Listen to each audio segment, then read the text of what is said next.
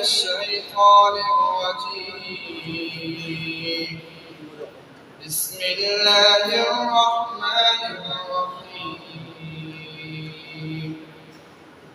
سبحان الذي أسرى بعبده ليلا من المسجد الحرام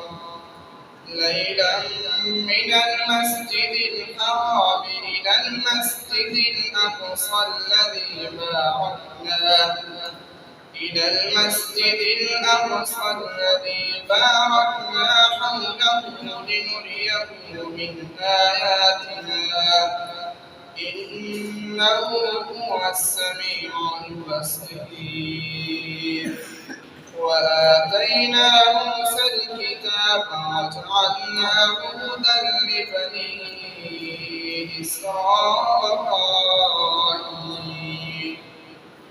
وجعلناه هدى لبني إسرائيل ألا تتخذوا من دوني وكيلا ذرية من حملنا مع نوح إنه كان عبدا شكورا.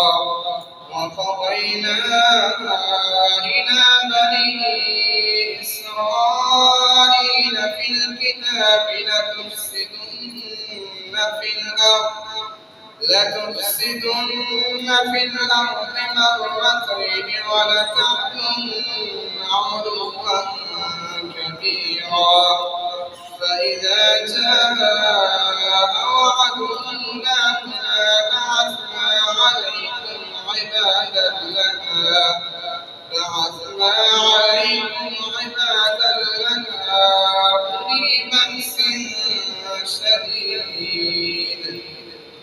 أولي بأس شديد فجاسوا خلال الديار وكان وعدا مفعولا.